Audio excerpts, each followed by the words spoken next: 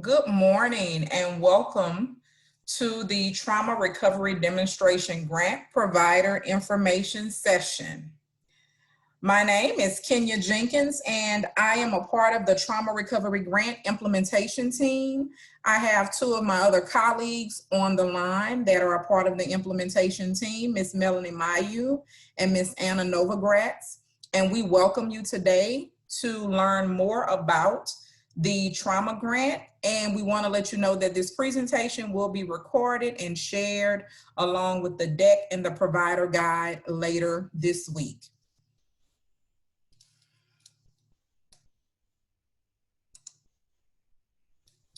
So just a few housekeeping things while we get prepared and get started. Of course, I thank you all for muting yourself. And making sure that your cameras are off. We want to save bandwidth so that we don't have any technical difficulties. And I ask that you please place all of your questions in the chat box to the co-host Anna Novogratz.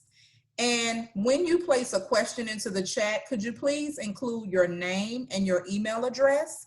In the event that we can't answer your question on the call today, we can definitely get back in touch with you and respond to you accordingly. So again, when you place your question into the chat, please make sure that you are selecting Anna Novogratz, our co-host, to send your question to, and make sure you include your name and your email address. And we thank you for that.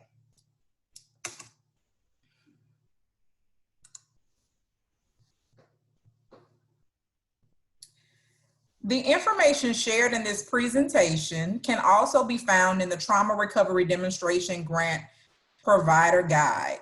This guide will serve as a manual and resource for mental health providers. It is intended to provide uniform practices and ensure fidelity in the implementation of the trauma grant. All necessary instructions and forms are included in the guide. The guide will be reviewed and updated if policies and procedures change. Any changes to policies and procedures will be shared with providers via email communication.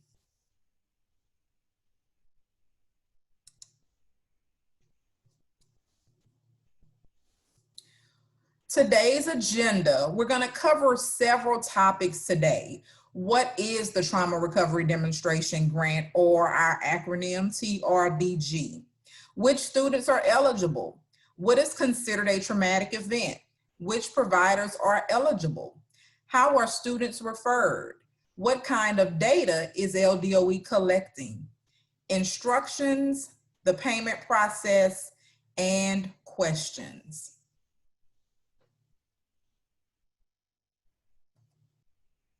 What is the TRDG, or Trauma Recovery Demonstration Grant?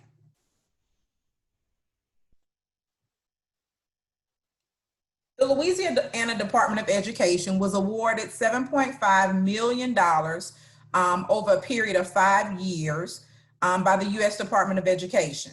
This is a federal grant that is being used to expand and deliver mental health services to students who are economically disadvantaged, academically struggling, and have experienced trauma. The grant funds will expire September 30th of 2024.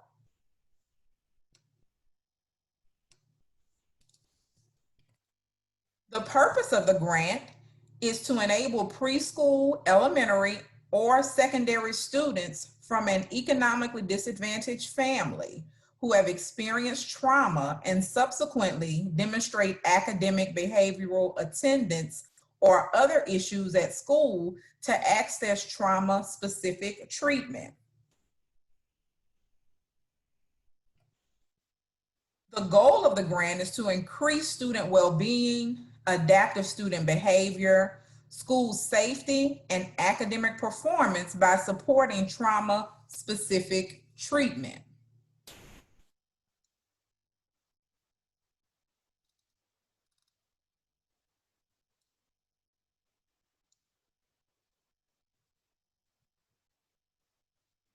Which students are eligible?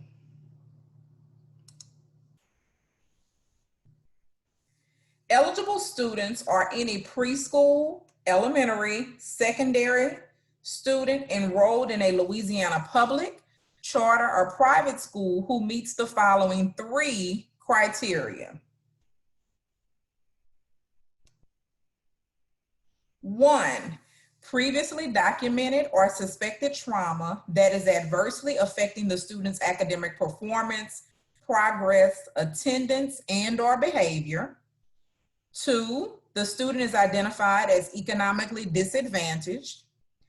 And 3, the student cannot access public or commercial health insurance programs because services through such programs are either unavailable, insufficient, or unaffordable.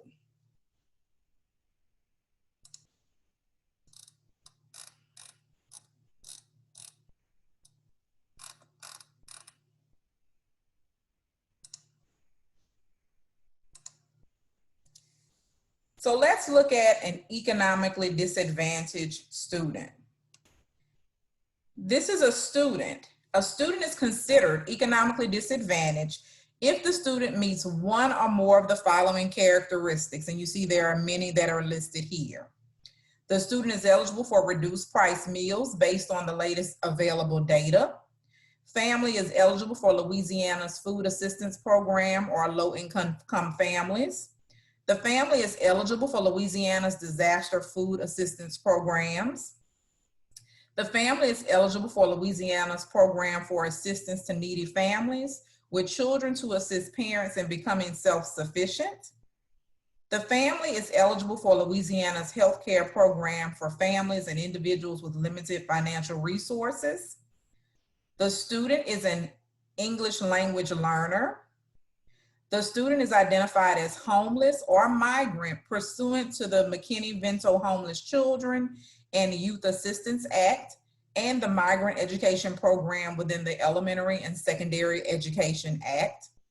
The student is incarcerated within the Office of Juvenile Justice or in an adult facility. And the student has been placed in the custody of the state. All of these are criteria where a student is considered economically disadvantaged.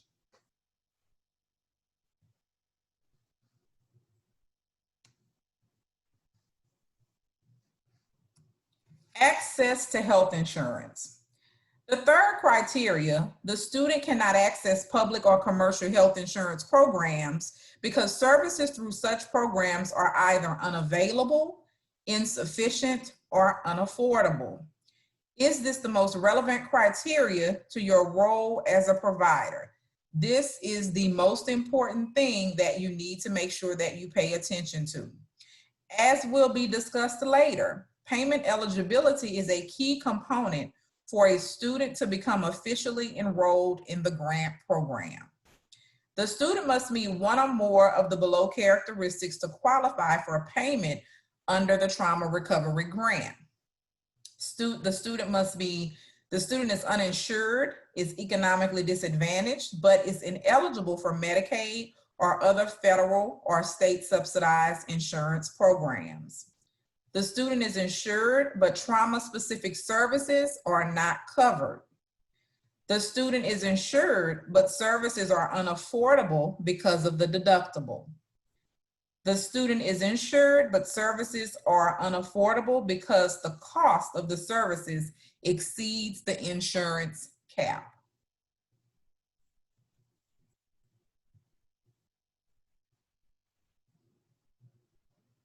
Now, let's look at what is considered a traumatic event.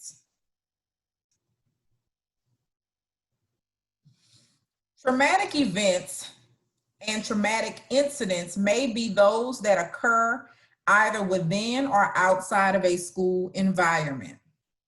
Examples of traumatic events may be bullying, including cyberbullying, harassment, experiencing violence, school shootings, abuse in the home, community violence, physical, emotional, or life-threatening events that have a lasting adverse effect on the individual's functioning and mental, physical, social, or emotional health, suicide clusters, death of close family members, emotional neglect or abuse, family mental illness, homelessness, natural disaster, parent deployed, a parent in jail, parents divorced, serious injury to self, sexual abuse, and student is in state custody.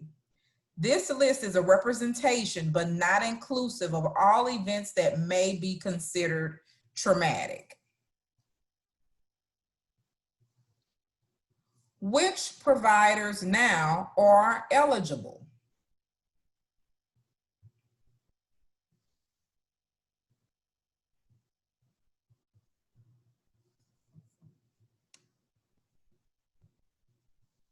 Provider eligibility. Providers eligible for reimbursement under the terms of this grant must be state licensed mental health provider, such as an LPC, LMFT, LCSW, LAC, and a psychologist. They must provide secular, neutral, non-ideological services that are non-medical in nature and meet reasonable standards for evidence-based, best practices, promising practices, and or evidence-informed trauma-specific treatment. And either you or a member of your team must have completed the Trauma Recovery Demonstration Grant Questionnaire.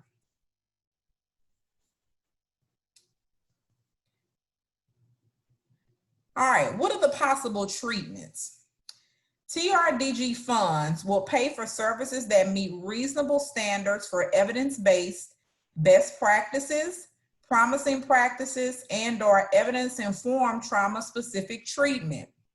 This includes, but is not limited to, those that you see listed here: biofeedback, breathing training, eye movement desensitization and reprocessing, narrative therapy, exposure therapy, relaxation training, trauma incident reduction, narrative therapy, skills training in effective and interpersonal regulation, stress inoculation training, trauma-focused cognitive behavioral therapy, trauma-related cognitive processing therapy, and other promising approaches and emerging practices focused on supporting trauma recovery.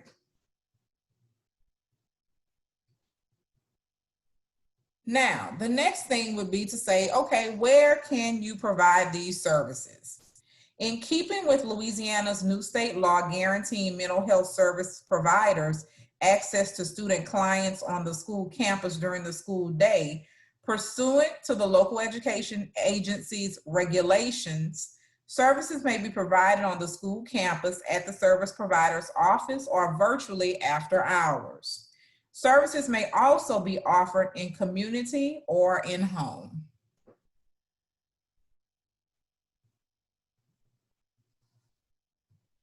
How are students referred?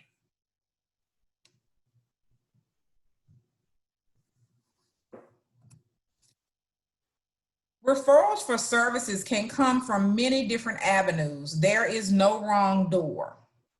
A parent may request services on behalf of their student.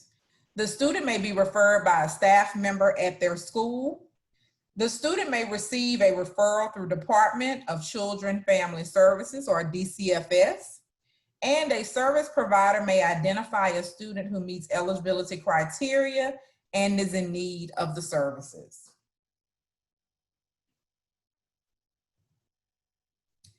This image represents the trauma grants referral pathway. As you can see, your role begins once eligibility is confirmed by the LDOE. I will be going into more detail about your role in this referral process as the presentation continues. Once students are deemed eligible, parents will be provided with a packet with provider contact information. Families are instructed to select a mental health provider of their choice.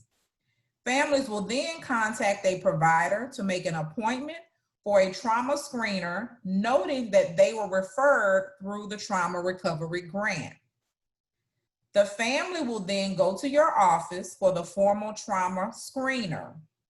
During this initial visit, the parent will sign the trauma recovery grant consent form and complete the student payment eligibility form, which ensures that the services the student will receive cannot be paid for through other means.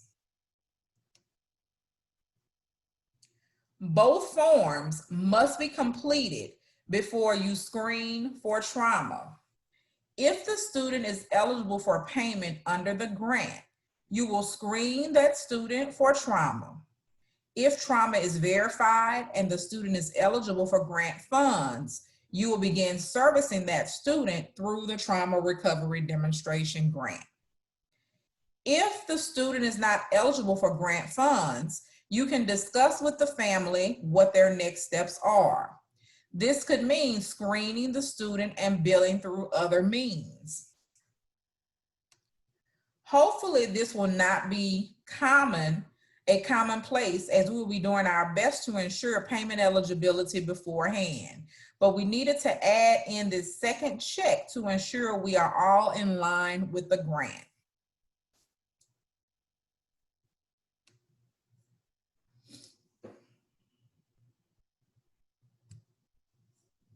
Determining trauma. Providers must use a good and reliable trauma screener when assessing for negative effects attributable to trauma exposure. You may use a trauma screener of your choice. Please consider using the Trauma Behavioral Health Screener, or the TBH. If you have not been trained in the use of the TBH and are interested in using this as your screening instrument, please visit the Louisiana Child Welfare Trauma Project website that's listed for you. On the website's homepage, you can find a link to a training video for administering the TBH. Under resources, you can click on resources for clinicians to access the TBH manual screener.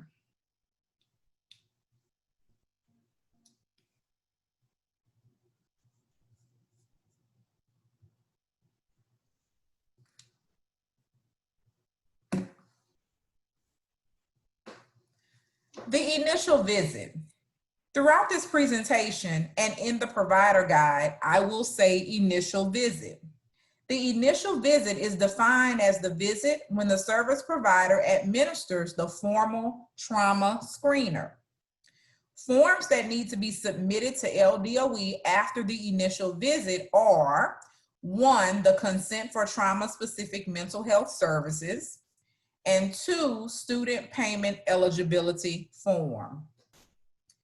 When emailing any documents that contain information about participating students to the LDOE, you must use the subject lines outlined in the provider guide. They are also found on each of the forms.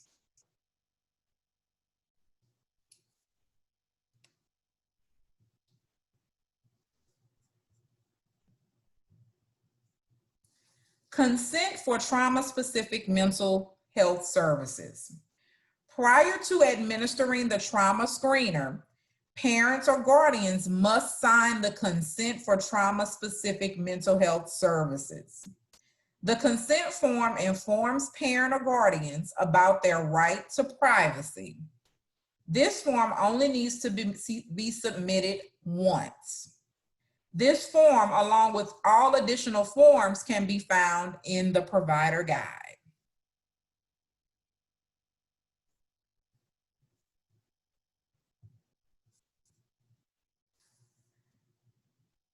All right, this is a screenshot of the consent for trauma-specific mental health services consent form. It is essential for all service providers to give the parent or guardian both documents. You will be provided with translated versions of these forms for equity of access. Providers must follow the submission instructions at the top of the form. You must scan and email the consent form to the Division of Federal Support and Grantee Relations using the secure email that is listed for you, with the subject line, student name _ consent form, and then make sure that you place in brackets secure. Remember, we have sensitive information that you're going to be sending us about students, so we have to ensure that it comes to us in a secure manner. That's very important for you to remember. I will go into more detail about submitting the forms later in the presentation.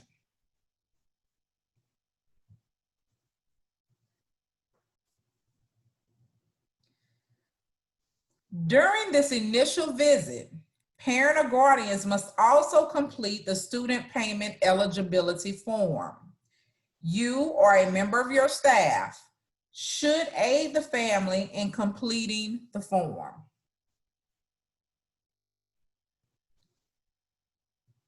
The form verifies that the student cannot pay for services through other means, such as Medicaid. Students must meet all eligibility criteria in order to participate in the grant program. This form is to be completed prior to administering the trauma screener. If the student is not eligible, the provider may speak with the family about billing through other means. Again, this should not be a commonplace, as we will be vetting students for eligibility prior to them coming to your office. This form only needs to be submitted once per student.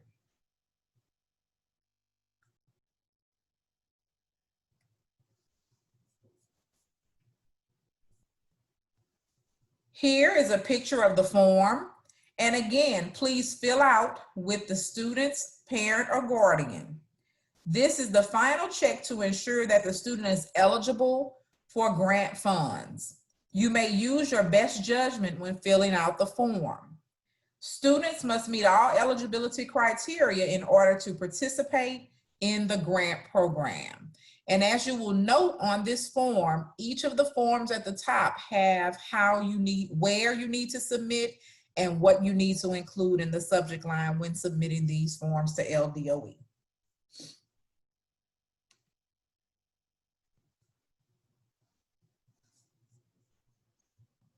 All right, so let's talk about submitting forms. You will email all documents that contain student information as well as billing information to our secure email. The email is listed there for you. When emailing any documents that contain information about participating students, you must use the subject lines outlined in the provider guide. For example, when sending the consent for trauma-specific mental health services, you must use the subject line provider and then name _ consent form, and again, ensure that you place secure in brackets behind that subject line.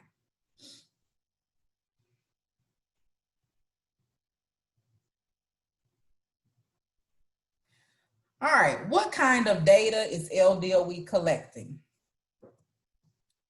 So as part of the trauma recovery grant, the LDOE will be collecting and tracking data. The LDOE will be collecting attendance, behavior, and academic performance data, a student well-being survey, and a trauma recovery grant satisfaction survey. Providers are responsible for obtaining the student well-being data and providing families with the materials they need to access the trauma recovery grant satisfaction survey. All right, we have a few instructions there for you for your surveys. The student well-being survey and the trauma recovery grant satisfaction survey are reporting requirements for the trauma recovery grant. Each survey will be given at the end of the first treatment session and the end of the last treatment session. Treatment session is defined as the first official visit after the trauma screener. This in many ways will be considered what will be your appointment number 2. Each survey can be accessed online via a Google form or in paper form. We would highly suggest using the online version, but if need be, you may also use the paper forms.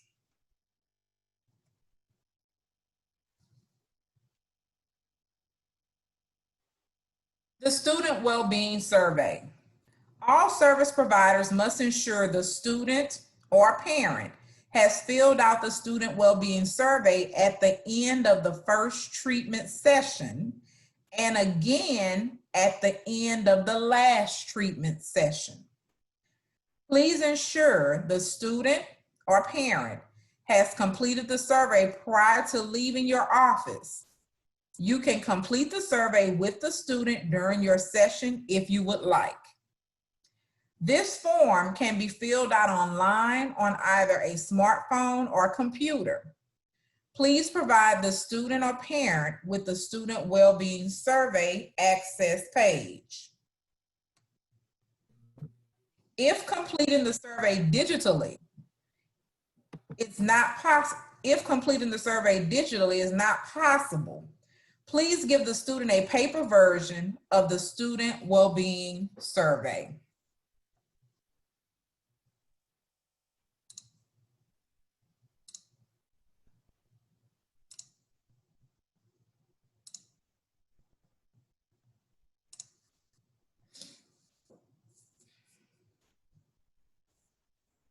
Here is an image of the Student Wellbeing Survey, as well as the Student Wellbeing Survey access page. We highly encourage students or parents to complete the survey online. They can either type into the link or scan the QR code. Now we will quickly go over the suggested administration process. For students who are unable to read the questions, the provider or parent is to read the items and graphic representations of the response choices and mark accordingly. This should be done for pre-K and elementary students. Elementary, middle, and high school students who are able to read should independently answer the questions about their overall well-being/progress.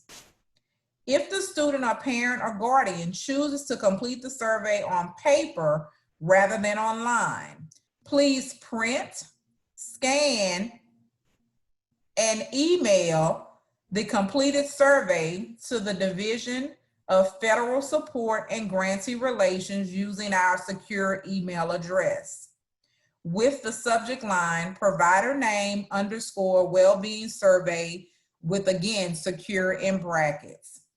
The survey is available in multiple languages to ensure equity of access.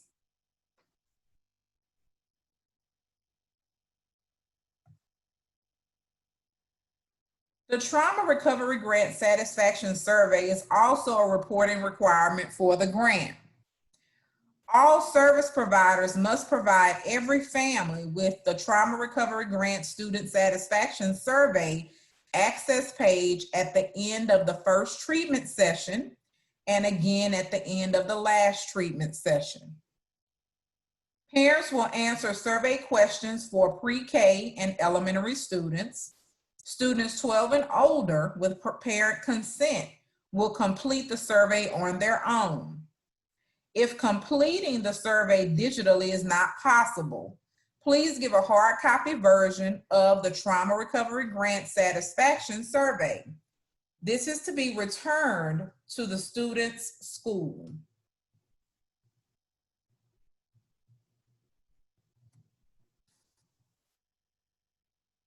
All service providers must provide the family with the Trauma Recovery Grant Satisfaction Survey access page at the end of the first treatment session and again at the end of the last treatment session. Please make sure to print this out and show families, if need be, how to use the QR code.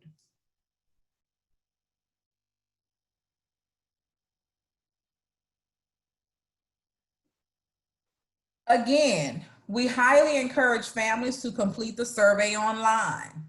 If they choose not to do so, please provide them with a hard copy version of the Trauma Recovery Grant Satisfaction Survey shown here. There are instructions located on the survey for the parent or guardian to read. A parent or guardian should answer the survey questions for pre-K and elementary students. If the students are between the ages of 12 and 17 years old, parent consent is required for the student to participate on their own.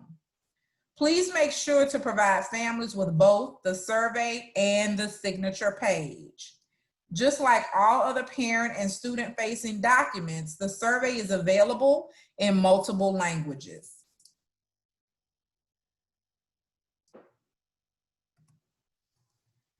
All right, the assurances.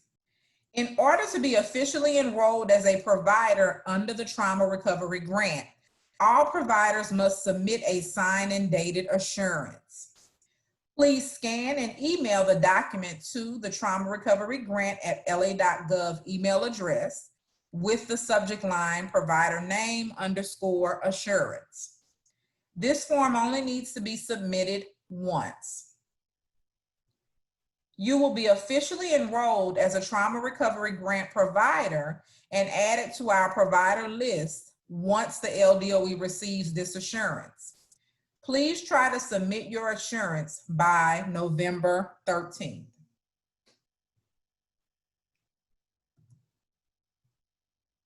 Here is an image of the Trauma Recovery Grant assurances. Please make sure that you read each one carefully. Note that the mental health service provider will provide the trauma-specific services for which they billed. The mental health service provider will follow the ethics code as defined by their professional licensing board. The mental health service provider will ensure that the Trauma Recovery Grant is only billed if the services the student requires are unavailable, insufficient, or unaffordable through other means, which would be Medicaid, private health insurance, etc. The mental health service provider agrees to cooperate with all monitoring, auditing, and reporting requirements established by LDOE. And the mental health service provider agrees to follow all instructions listed within the provider guide.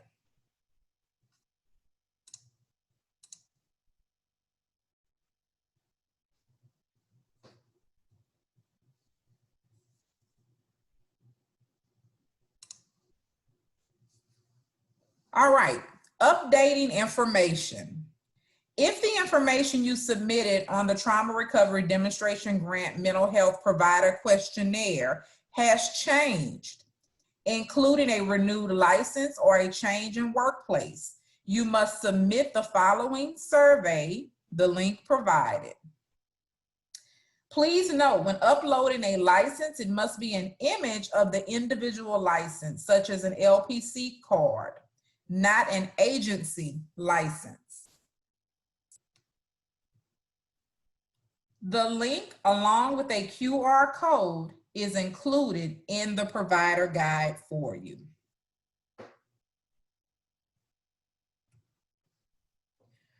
All right, we have now reached the time to talk about the payment process. And we want to now turn the presentation over to Ms. Jasmine Squires, who is going to talk to you about the payment process. If you give me one moment, we can make sure that she's unmuted and that you can hear her.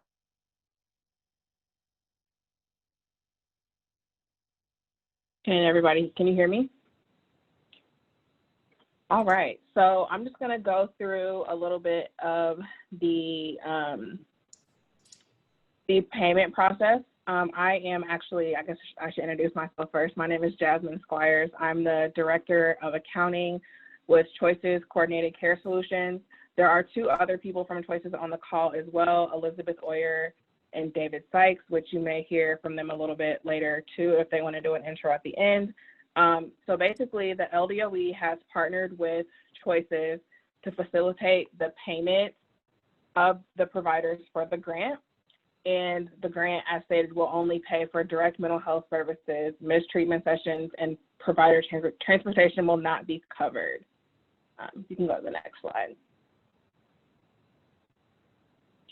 So there are a few steps in the process to get set up as a vendor for Choices. At Choices, we have a provider portal called the Vendor Information Portal. We call it VIP.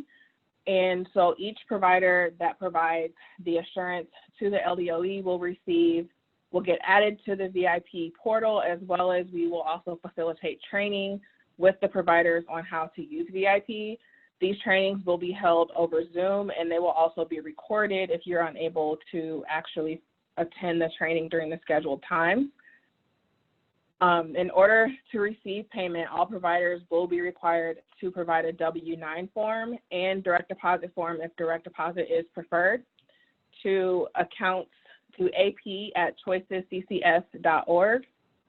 And then once all of the training has been completed and we've received the forms, the provider will be eligible to start submitting invoices and receiving payment from Choices. You will be provided with a manual on how to use our VIP portal as well, and it has step-by-step instructions and screenshots on how to use the program. So providers will submit invoices to VIP, and the invoices will then be approved by the LDOE prior to payment. So we will not pay any invoices until the LDOE has approved them. And then we do process payments on the 14th and the last day of the month. So as long as your invoice is approved by LDOE 2 business days prior to those dates, you'll receive payment. So for an example, if your invoices are approved by the 12th, you will be paid on the 14th. And you can go to the next slide. And then lastly, we will be reimbursing providers at the current Medicaid rates, and you can find those rates in your provider guide. And then I wasn't sure if Elizabeth or David had anything to add. This is David. I don't have anything, but I'm happy to see so many people on call, so many providers. We're looking forward to this. I'll just add that I'm sure after the training there may be some questions about the process or the technology, but we'll have support resources for everyone to respond to those questions or needs as they come up. All right, you guys can take it back over. I think we're done from Choices.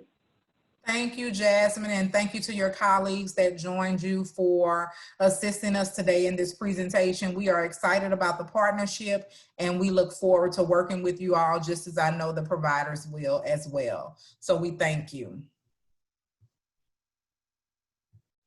All right, at this time, we are opening the chat, which you have been able to actually do this entire time, to see if there are any questions that you may have about anything in the process. We know that we gave you a lot of information this morning, and you may have to go away from this this Zoom meeting and go back through the deck.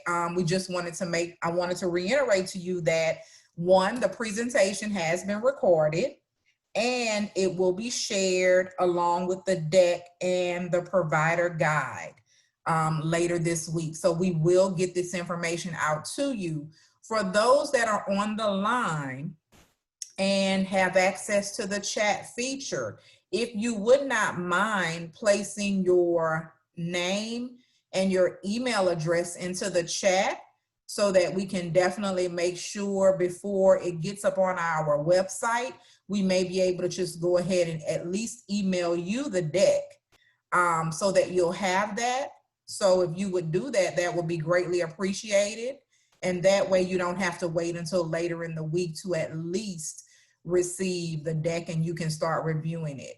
So if you would, put your name and your email address in the chat box, and we can make sure and get you a copy of the deck fairly quickly. Thank you. I see many of you are doing that. At this time, I want to, Anna, are there any questions that have come up that we need to talk about with the group? I don't have any on this end. Everyone, yes, sorry my voice sounds a little crazy. It's so great to see all of you on this call. I know I've spoken to many of you on the phone and emailed you, so welcome officially. I've gotten a few questions about copays. This is something that we are still in discussion with the Department of Education to see if we can reimburse copays. This is something that for now the answer is no, but if this changes, I will let all of you know and provide further instruction on that. Another question I've received has to do with submitting assurances. It needs to be completed by each LPC, not just as an agency. So each individual provider must submit their assurance. And those have been kind of the two main questions I've received. If you have any further questions, you can always send me an email. The last slide in this presentation has my contact information, and I am here to support y'all through this entire process. Thank you again for coming. Thank you, Anna. We appreciate you as well. And I just wanted to also open the floor for our other colleague on the line, Melanie Mayu, who is a part of the implementation team, and just wanted to see if she had a few words that she may want to share with all of the providers as well. She's been a part of this grant and process since its inception, and we just want to thank her for her work and open the floor to see if she wants to say anything. Yes, good morning, everyone. It is just so exciting to see so many people on the call and so many providers, and that we have reached this very important milestone in implementation of the grant. So we look forward to our next journey of actually getting kids to use so we can provide services. And again, thank you all so much for joining us this morning, and shout out to my other implementation teams. This has been a long road, but we are seeing that we are almost ready to start giving kids the services that they need. So thanks, Anna, and thanks, Kenya, and we look forward to working with you all. Thank you, Melanie. We appreciate you as well. All right, it looks like, again, many of you have placed your email addresses into the chat so that we can get the deck out to you, hopefully by end of day, if not first thing tomorrow. So we appreciate that. And we will move on to the next slide. And this particular slide is if you would like to update your contact information for the official LDOE contact, please complete the form that is linked below. So once we send you the deck, you'll have access to all of the links that we've provided in the presentation today.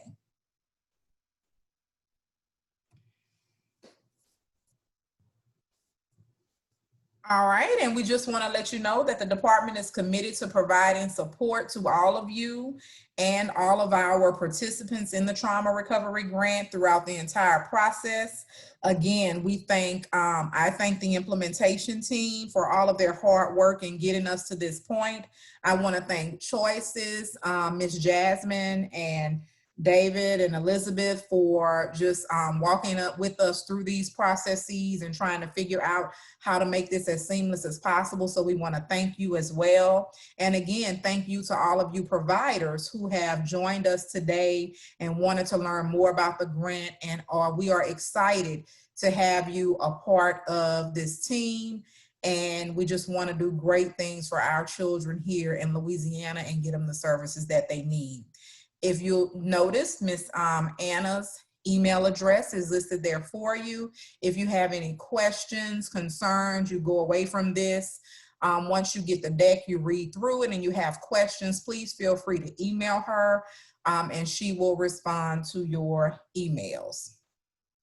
If there are no other questions at this time, we will go ahead and we will end here. Again, thank you to everyone.